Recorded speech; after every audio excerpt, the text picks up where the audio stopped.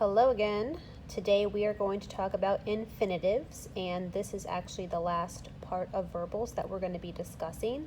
So far you've gone over participles, participle phrases, gerunds, gerund phrases, and today we are going to do infinitives and infinitive phrases.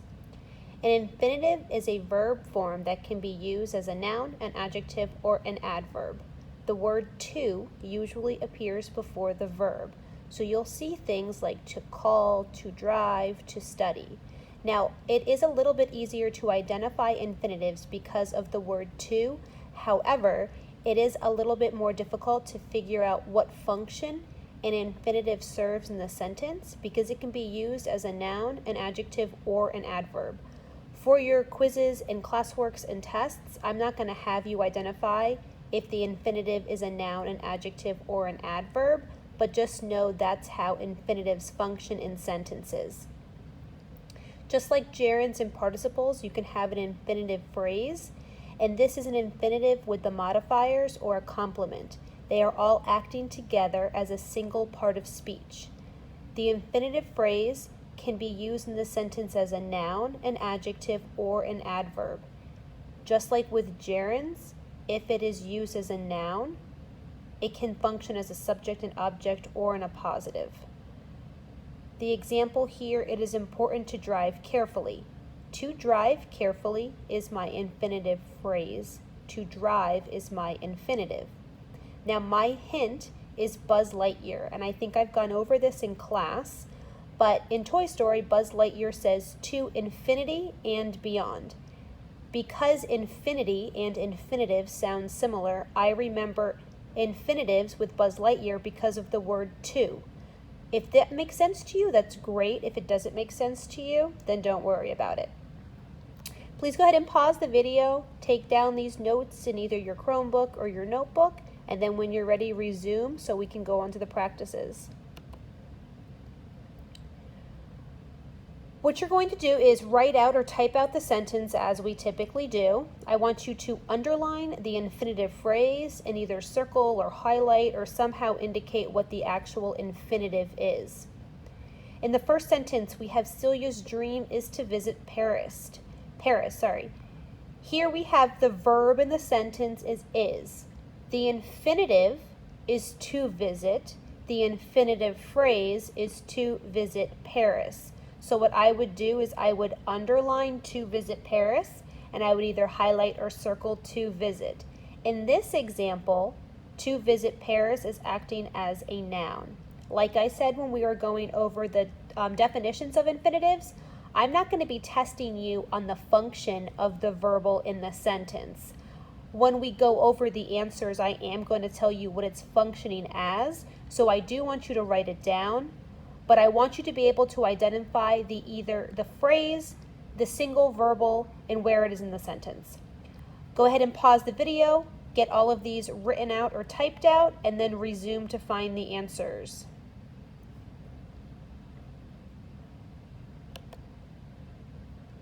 Okay. Very similar to what we did with gerunds, the entire phrase is underlined.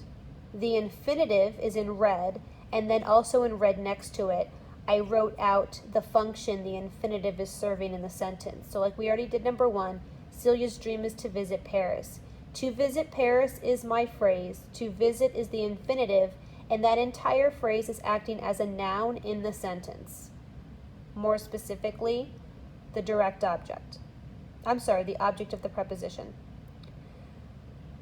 Next sentence, now is the time to begin the test. To begin the test is the infinitive phrase. To begin is the infinitive, and that entire group of words is acting as an adjective. To skip a meal is never good practice. To skip a meal is my infinitive phrase. To skip is the infinitive, and the entire phrase is acting as a noun. One way to travel through Australia is by train. To travel through Australia is my infinitive phrase. To travel is the infinitive, and that entire phrase is acting as an adjective. I hope to win the spelling bee. To win the spelling bee is my phrase. To win is the infinitive, and that altogether is acting as a noun. The best place to go swimming is Sandy Creek. To go swimming is my phrase. To go is the infinitive, and to go swimming is acting as an adjective. We waited in the rain to hear the speaker. To hear the speaker is the phrase. To hear is the infinitive, and that is acting as an adverb. The actress's goal to win an Oscar seemed further away than ever. To win an Oscar is the phrase. To win is the infinitive. That's acting as a noun. This one was a little bit easier to identify because of the commas. This is actually acting as in a positive. Many of us went to the hospital to complain. Many of us went to the airport to complain about the noise from the planes. To complain about the noise from the planes is the phrase. To complain is the infinitive, and that all together is acting as an adverb. Jake was sorry to lose the souvenir bookmark. To lose the souvenir bookmark is the phrase. To lose is the infinitive, and that all together is acting as an adverb. Like I said a couple times, I'm not going to be asking for you to identify the function of the verbal or the verbal phrase in the sentence, but I do need you to identify the verbal and tell me, is that a participle, past or present? Is it a gerund, or is it an infinitive? Pause the video if you need to, and then make sure that you've made any corrections.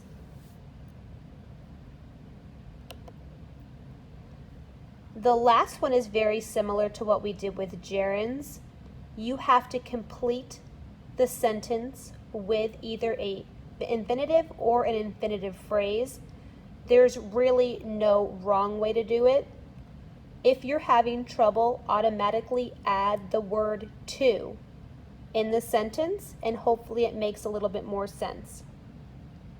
My plan for the future is to promote world peace. In that example, to promote world peace is my infinitive phrase. To promote is the infinitive. Blank is a wonderful opportunity. To present is a wonderful opportunity. In that example, I just used the infinitive to present. Some people think golf is not much fun to play. To play would be the infinitive. The instructions to take the test are not that complicated. To take the test is the infinitive phrase. To take is the infinitive. The goal of the conference is